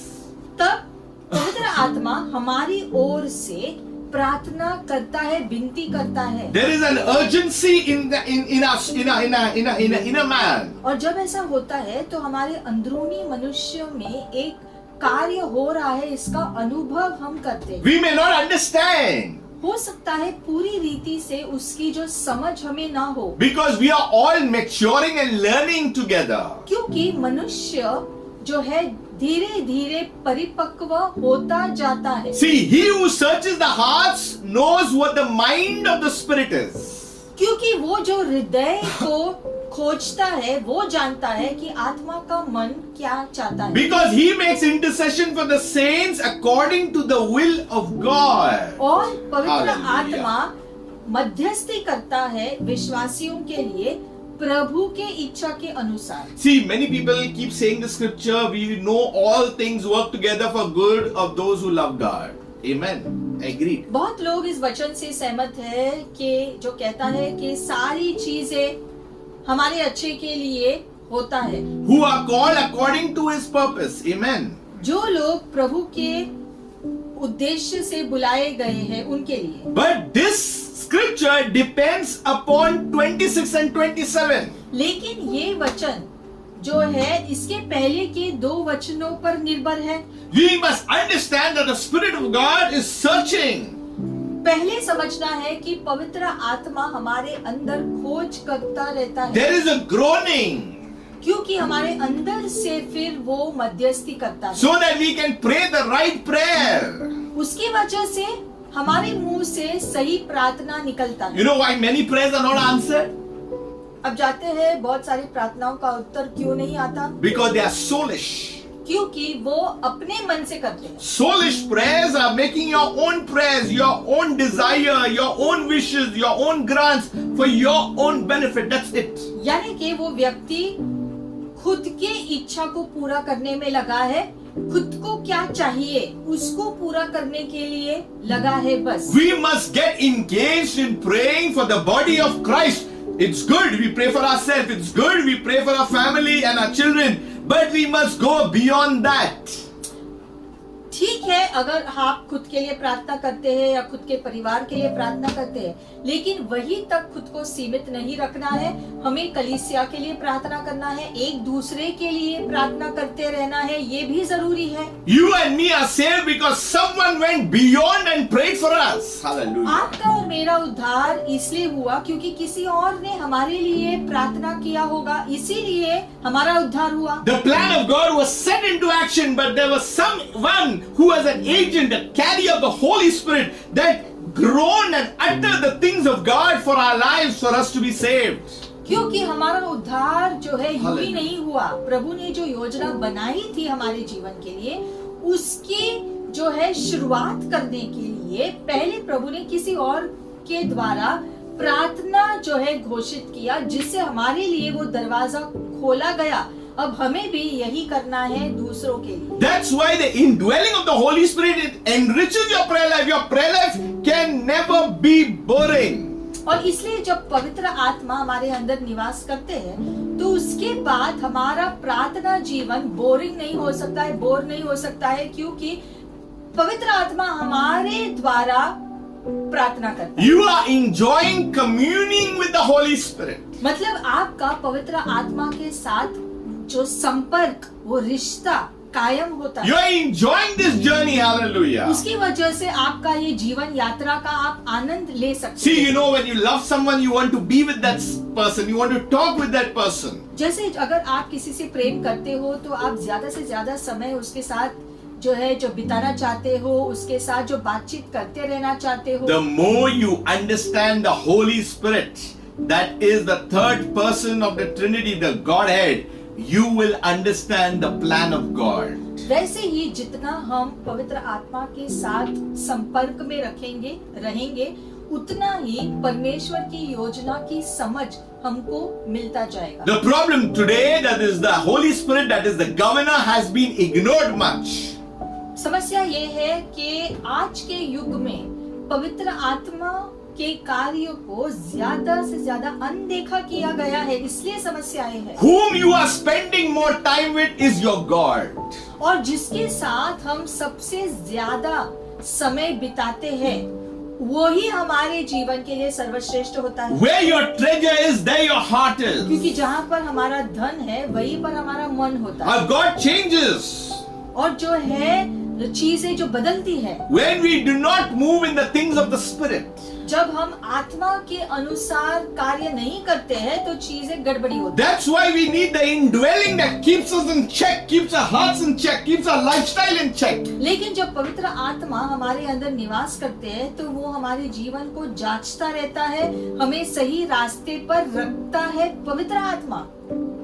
You know the narrow door, the narrow gate and the broad gate. जैसे वचन कहता है कि एक जो है चौड़ा रास्ता है और एक छोटा रास्ता है। In the narrow gate is the suffering. जो है चौड़े रास्ते पर जब बहुत सारे लोग चल रहे हैं वहां पर दुनिया का दुख शामिल है। So the seventh is the indwelling of the Holy Spirit empowers the yielded believer to live for Christ and do His will. पवित्र आत्मा का निवास करने की वजह से विश्वासी जीवन यीशु मसीह के लिए जीता है और यीशु मसीह के इच्छा को पूरा करने में ध्यान देता है। See Galatians 5 verse 16. गलातियों 5वां अध्याय 16वां वचन। Okay. It says, I say then, walk in the Spirit, पर मैं कहता हूँ आत्मा के अनुसार चलो and you shall not fulfill the lust of the flesh. तो तुम शरीर की लालसा किसी रीति से भी पूरा न करोगे। Now the indwelling of the Holy Spirit, I said you are the temple of the Holy Spirit. अब जैसे वचन कहता है कि तुम पवित्र आत्मा के मंदिर हो, No drinking, तो इसकी वजह से हम शराब नहीं पी सकते हैं, no smoking, धूम्रपान नहीं कर सकते, no doing things of the flesh. या फिर शरीर की लालसाओं को हमारे शरीर में जो है पूरा नहीं कर सकते। For the flesh lust against the Spirit. क्योंकि शरीर की लालसाएं आत्मा की इच्छा के विरोध में होती And है the Spirit against the flesh. और पवित्र आत्मा शरीर के लालसाओं के विरोध में है। And they are contrary to one another. There is a conflict. और दोनों के बीच में टकरार होता है So that you do not do the things that you wish to. और पवित्र आत्मा हमारे जीवन में इस कोशिश में होता है कि हम दुनिया के लालसाओं के कार्यों में न फंसे। So there is a conflict within. और ये संघर्ष चलता रहता है हमारे अंदर, शरीर की लालसाएं और पवित्र आत्मा जो कहता है वो दोनों में ये जो है संघर्ष जो है चलता रहता है। I'll explain this verse. ये वचन में थोड़ा देखेंगे। When Apostle Paul is saying, walk in the Holy Spirit, जब पौलुस प्रेरित कहते हैं कि आत्मा में चलो, it's not a Sunday walk. तो यानी कि ऐसे ही घूमकर चलना उसके बारे में नहीं लिखा है। It's talking about a life habitually in the Spirit. ये है आत्मा में हम हमारी जीवन यात्रा कैसे चलाते हैं उसके बारे में। It's talking about a life living habitually, trusting and depending upon the Holy Spirit. यानी कि हम अपने जीवन में हमारी आदतें क्या है, क्या हम पवित्र आत्मा पर निर्भर होकर उसके कहने के अनुसार चलते हैं। It really means to be controlled by the Holy Spirit. यानी कि सारी चीजों को पवित्र आत्मा के नियंत्रण में रखे हैं। It really means to be guided by the Holy Spirit. मतलब पवित्र आत्मा के निर्देशन के अनुसार चलते हैं। Then only you will not gratify the cravings and desires of the flesh. अगर हम पवित्र आत्मा के निर्देशन के अनुसार चलते हैं, मतलब कि शरीर के लालसाओं के अनुसार नहीं जीते। That means human nature without God. There is a human nature, human desire, but without God, God is out. यानी कि शरीर के जो है लालसाए वो जो करता है, यानी कि वो आत्मा का निर्देशन को नहीं सुनता। When you allow God, He actually comes and checks you, examine you. क्योंकि जब हम प्रभु को अनुमति देते हैं तो परमेश्वर हमेशा हमें जांचते हुए रहता है ताकि हम सही रास्ते पर चलते जाएं। You know, if you are guided by the Holy Spirit, you are not subject to the law. क्योंकि जब पवित्र आत्मा हमारा निर्देशन करते हैं तो हम जो है सिद्धांत के नीचे जो है पुराने नियम के वाचाओं के नीचे जो है दबते नहीं है। See, we need to understand what are the things of the flesh that keeps us away from God. शरीर की लालसाएं अब क्या है जो हमें परमेश्वर से दूर रखता है? Adultery, यानी कि व्यभिचार, fornication, सारे अलग अलग जो गंदे काम, uncleanliness, लूचपन, lewdness, अशुद्धता, idolatry, मूर्ति पूजा, hatred, sorcery, jealousy, so many things. जादू टोना, झगड़े, ईर्ष्या, क्रोध, विरोध, ये सारी बातें, Murder, हत्या, spoiling someone's name, किसी और का नाम खराब कर देना, gossip, जो है कुड़कुड़ाना, spoiling the image, किसी और का चरित्र खराब करना envy, या जलन रखना, drunkenness. शराब में जो है धुत होना। Paul is saying, I tell you beforehand, just I have also told you in time past. गलातियों 5वें अध्याय में ये सारी चीजें लिखी गई है और पौलुस कहता है कि मैंने पहले से ही तुम्हें क्या कहा है कि ऐसी चीजों से दूर रहो। He's talking to spiritual believers in the church of Galatians. और ये पौलुस गलातियों की कलीसिया के विश्वासियों को जो उन्होंने जो पत्र लिखा उसमें उसने इन बातों का स्पष्टीकरण किया। Why is he telling them this?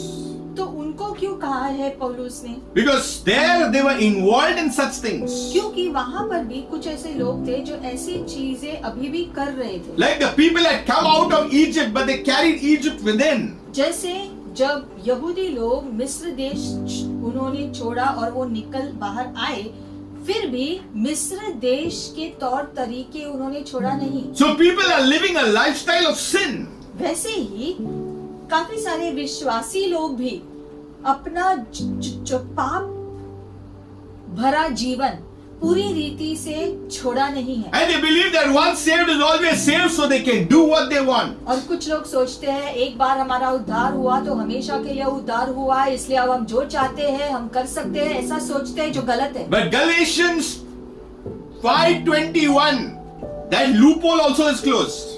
लेकिन गलातिया के 5वें अध्याय 21वें वचन में जो है उसका हल भी है, That those who practice such things, क्योंकि स्पष्ट लिखा है कि ऐसे चीजें करने वाला व्यक्ति will not inherit the kingdom of God. I am not saying that. Word of God is saying. उनको परमेश्वर का राज्य प्राप्त नहीं होगा, ये वचन में लिखा है। हम You नहीं कह रहे, cannot say I am indwelling in the Holy Spirit and do all these things. यानी कि लिखा गया है कि तुम ये नहीं कह सकते हो कि पवित्र आत्मा जो है मेरे अंदर आकर निवास किया है ना, तो अभी मुझे जो चाहिए मैं कर सकता हूँ, ऐसा बिल्कुल भी नहीं है। So if you are involved in any of these things, you are in danger. We are in danger. लिखा है यहाँ पर कि ऐसे अशुद्ध काम हम अगर कर रहे हैं, किसी भी प्रकार का अशुद्ध काम या पाप किसी भी प्रकार का, तो जो है हम प्रभु के राज्य को प्राप्त नहीं कर सकते हैं, क्योंकि इस अशुद्धता को लेकर हम वहां जो है जा नहीं सकते। There is a red flag. यानी कि खतरा है हमारे लिए अगर हम ऐसी चीजों को कर रहे हैं तो। So you cannot live in the world and say now, still the Holy Spirit is indwelling in me. तो अगर आप विश्वासी हो, पवित्र आत्मा को आपने अपनाया है, आपके जीवन में आपने स्वीकारा है, तो उसके साथ साथ आप एक पाप से भरा जीवन भी नहीं जी सकते हैं। The Bible says, do not grieve the Holy Spirit. वचन में इसलिए लिखा गया है कि पवित्र आत्मा को दुखी नहीं करो ऐसे कार्य करने के द्वारा। That is a message in itself. Another time we can learn about it.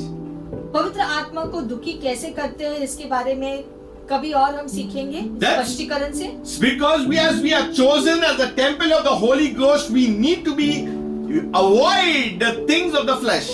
क्योंकि जब हमने पवित्र आत्मा को स्वीकारा है, पवित्र आत्मा आकर हमारे जीवन में जो है निवास किए हैं, तो ऐसे शरीर के लालसाओं से, अशुद्धता से हमें दूर रहना है, तो ही हम सफल हो सकते हैं और राज्य को पा सकते हैं। There are false teachings, false teachers that have crept in who say that you do not have to confess your sin now anymore.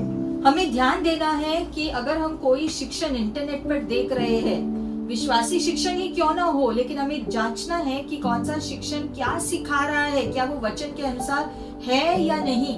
That's why you must check whether it falls under the framework of the Holy Word. और कोई भी वचन जो आप सुनते हो तो हमेशा प्रभु के वचन से, बाइबल से उसको देखो कि जो वो प्रचार कर रहे हैं वो बाइबल के अनुसार है या नहीं। This is why we are in the habit of using God's Word so that we may be aligned with the things of the Spirit. इसलिए ज्यादा से ज्यादा हम प्रभु के वचन को पढ़कर आपको समझाते हैं प्रभु के राज्य के चीजों के बारे में। The sermon is not about our story, the sermon is about His story, His plan, His strategy.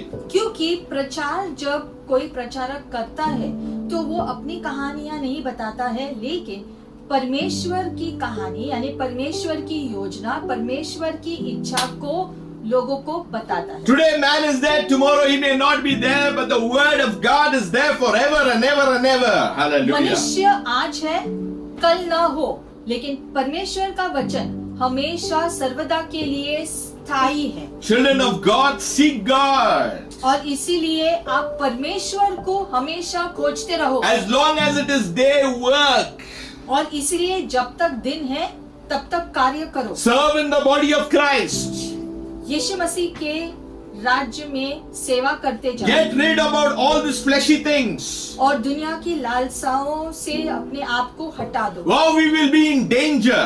वरना खुद के जीवन को हम खतरे में रख रहे These हैं। things may not sound good, but that is the truth. शायद ऐसी बातें सुनने से हमको अच्छा नहीं लगा, लेकिन ये सच है। In fact, in Galatians, Apostle Paul is saying, "Oh, you foolish Galatians, who has bewitched you from the truth?" और इसलिए गलातियों को पौलुस कहता है कि हे गलातियों, किसने तुम्हें धोखा दिया है? It's more than you being fooled. तुम जैसे मूर्खता में जी रहे हो। Why didn't you discern? तुम क्यों देखते नहीं कि सत्य क्या है? You had an encounter with Christ. तुमने तो यीशु मसीह का अनुभव भी किया है। What made you to change your lifestyle now? तो अब प्रभु को स्वीकार करने के बाद फिर से अपना जीवन पाप में क्यों डाला? Why have you stopped serving Him? क्यों प्रभु की सेवा करना बंद किया? Why have you stopped spreading the gospel? क्यों सुसमाचार बांटने से आपने जो है रोक दिया है? Why have you been entangled? क्यों आप चीजों में जूझ रहे हो? Why you are not connected in communion with the Spirit of God? क्यों आप पवित्र आत्मा के साथ उसके संपर्क में नहीं हो, उसके साथ रिश्ते में नहीं हो? So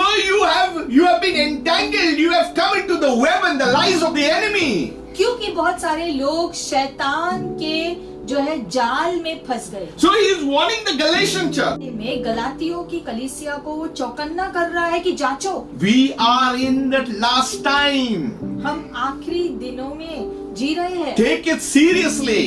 इसलिए इन दिनों को गंभीरता से लो। Many people think rapture is just a joke. Just you can just go and you have to be prepared. बहुत लोग सोचते हैं कि रैप्चर होगा यानी कि हम उठा लिए जाएंगे बस और फिर हो जाएगा, सब अच्छा हो जाएगा, लेकिन जाने के लिए हमें तैयार भी रहना है। We must be prepared. हमें खुद को तैयार रहना है जाने के We लिए। must be prayerful. प्रार्थना में खुद को रखना है। We must move in the things of the Spirit. आत्मा के निर्देशन के अनुसार जीना है। We have become too busy with ourselves and the world. लेकिन हम दुनिया में बहुत व्यस्त हो गए We have forgotten for what God had touched us and chosen us. और हम भूल गए हैं कि प्रभु ने हमें छुआ था, हमें स्पर्श किया था, किस कारण की वजह से? Yes, we have our regular duties in life. हाँ, हमारे जीवन के जो काम जो पारिवारिक काम जो हमें करना है वो हमें करना है, But we have to do the things of God. लेकिन उससे ज्यादा प्राथमिकता परमेश्वर के राज्य के कार्य करने में For लगाना है। that you are the temple of the Holy Spirit. और इसीलिए वो काम करने के लिए आपका शरीर पवित्र आत्मा का मंदिर बनाया You गया है। are a temple, a mobile temple that can move and speak the things of God. आप एक ऐसे मंदिर हो जो चलता फिरता प्रभु का मंदिर है, जो प्रभु की वाणी को घोषित करना है।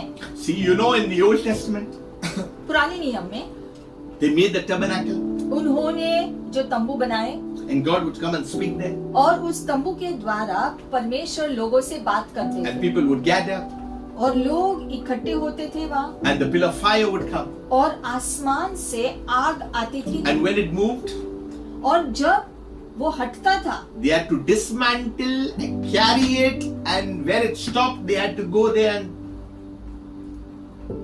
put it back again. तो पुराने नियम में जब प्रभु का बादल या प्रभु का आग एक जगह से हटता था, तो जैसे जैसे वो जाता था लोगों को अपना तंबू वहां से निकालकर उस आग के साथ उनको चलना होता था, और जब वो बादल रुकता था, आग रुकती थी, तो उनको भी रुकना होता था। But now you have the Spirit of God within you. Hallelujah. लेकिन अब पवित्र आत्मा हमारे अंदर डाला गया है, God lives in you by His Spirit. तो अब परमेश्वर उसकी आत्मा के द्वारा हमारे अंदर अब निवास करता है। You are the carriers of the things of God. तो अब आप के जीवन में प्रभु की चीजें हैं और आप प्रभु की आशीषों को लेकर के चलते So रहेंगे। wherever you go, you are moving with the things of the Spirit of God. और इसलिए आप जहाँ पर भी जाते हैं प्रभु की आशीषें लेकर जाते हैं। You are alive. अब आप यीशु में जीवित हो गए। The fire is not there on top as they've virtually seen. The fire is already inside of you. और अब पुराने नियम की Hallelujah. तरह वो आग बाहर नहीं है, लेकिन अब वो आग आपके अंदर है, और आप जहाँ जहाँ जाते हो वो आग आपके साथ जाता है। So that when you speak, the power of God moves. और इसलिए अब आप जब अपना मुंह खोलकर बोलते हो तो परमेश्वर का शब्द, उसका शब्द का आग आपके अंदर से निकलता है। That when you speak one word, it must happen because the indwelling of the Holy Spirit has been given place into your lives. और इसीलिए क्योंकि पवित्र आत्मा पूरी रीति से नियंत्रण में है, इसलिए आपके मुंह से निकला हुआ हर एक शब्द जो है महान कार्य करने की क्षमता रखता है। If you do not cooperate with the Holy Spirit, nothing will happen. I'm telling you. लेकिन अगर आप पवित्र आत्मा के नियंत्रण में नहीं रहते हो तो कुछ नहीं हो सकता। You may feel a good feel factor. Oh, I'm hearing this, I'm hearing that, I'm hearing songs. They are all feelings. हाँ, अगर आप गीतों को सुनते हो या यहाँ वहाँ जो प्रार्थना सभा देखते हो तो थोड़े समय के लिए आपको अच्छा लगेगा बस, लेकिन उतना ही होगा। आपका जो है शांति या फिर वो आशीषें जो आपको उसमें जीना है वो नहीं होगा। See, the indwelling of the Holy Spirit will lead you to speak the word of God, to spread the gospel.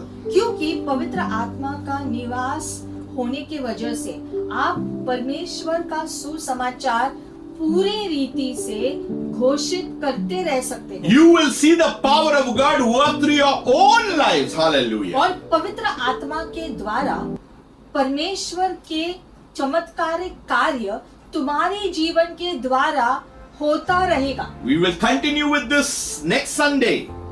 इस शिक्षण को हम अगले रविवार जारी रखेंगे। This is a very huge subject, but God has blessed us.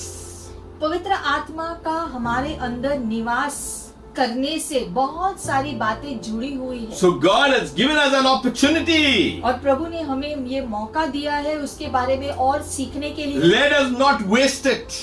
तो हम इस शिक्षण को व्यर्थ न जाने दें, Let us grow in the things of God. लेकिन प्रभु की चीजों में आगे बढ़ते जाएं। Let us bow down अब प्रार्थना करें इस समय, our heads सिरों को झुकाएंगे, and thank God प्रभु को धन्यवाद देंगे that He has given us a chance. He has chosen us. कि ये मौका दिया है, फिर एक बार हमें चुना है। Father God, we thank you for your plan. पिता, हम आपके योजना के लिए धन्यवाद करते We हैं। thank you for salvation. उद्धार देने के लिए धन्यवाद। Thank you, Lord, that we are saved through Jesus Christ. धन्यवाद कि यीशु के द्वारा हम बच गए हैं। Father God, today we believe. और आज हम विश्वास करते हैं प्रभु, Give us more understanding. हमें और समझ दो प्रभु, Give us wisdom, Lord. हमें बुद्धि से भर दो We need the fear that comes only from you, God, प्रभु। आपका भय हमारे अंदर so that we may be away from the things of the flesh. ताकि हम दुनिया की लालसाओं से दूर खुद को रखें। Father, we ask you to free us from the net of the fowler. और शैतान की पकड़ से हमें छुड़ा दो प्रभु। If there is any area in our lives, Lord, we pray, Lord, break that curse, that bondage, and so that we may be set free at liberty. अगर किसी भी प्रकार का बंधन है हमारे जीवन में, तो प्रभु उस बंधन को तोड़ दो प्रभु, और हमें आजाद कर दो, ताकि हम आपकी दिए गए आजादी में जी सके। Father God, we look towards you. हम अपनी निगाहें आज आपके ऊपर रखते हैं We Prabhu. thank you for the Holy Spirit that indwells into our hearts. पवित्र आत्मा के लिए धन्यवाद, जो हमारे अंदर निवास करता है। Forgive us, Lord, if we have grieved the Holy Spirit, that we have not walked according to your ways and plans. प्रभु क्षमा मांगते अगर हमने पवित्र आत्मा को दुखित किया है और आपकी योजना के अनुसार, पवित्र आत्मा के निर्देशन के अनुसार अगर हम नहीं चले हैं, तो प्रभु हमें क्षमा करो। Today we repent, Lord, आज हम क्षमा मांगते हैं प्रभु। if we have hurt you, grieved you. हम पश्चाताप करते हैं अगर हमने आपको दुख पहुंचाया है। We surrender and we submit our lives back into your hands, Lord. आज हम अपने जीवन को फिर एक बार आपके हवाले सौंपते हैं प्रभु। If you are first time hearing this, may God touch you. अगर आप इस वीडियो को पहली बार देख रहे हैं, तो हमारी प्रार्थना है कि परमेश्वर आपको छू ले इस समय। Surrender your life to Jesus. अपने जीवन को यीशु के हवाले कर दो, He is the only one who can save you. क्योंकि वही है जो आपको बचा सकता He है। is the author of life. वो जीवन देने वाला प्रभु है। Father God, touch all those who are watching, Lord. हर व्यक्ति जो ये वीडियो देख रहा है प्रभु, हर एक को आप छू लो प्रभु इस समय। Touch them, Lord, and heal them, Lord, inside and outside, Father. उनको छू लो प्रभु, और अंदरूनी मनुष्य में और शरीर से उनको चंगा कर दो प्रभु। Help us, Lord, to understand your plan for our lives. हमारी मदद करो प्रभु, ताकि हम आपके योजनाओं को समझे, जो आपने हम सबके जीवन के लिए ठहरा के रखा Do है। your work in our lives, Father. और आप हर एक के जीवन में कार्य करो प्रभु। Father, we thank you once again. हम धन्यवाद करते हैं हर चीज के लिए। If you are sick in your bodies, और आप अगर अपने शरीर में बीमार हो, I rebuke that sickness, that illness, in the name of Jesus.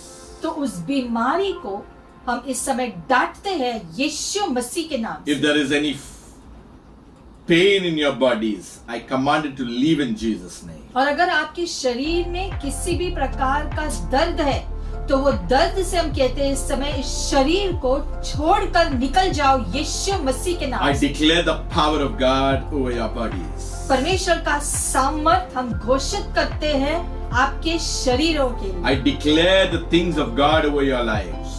परमेश्वर के कार्य आपके जीवन में हो।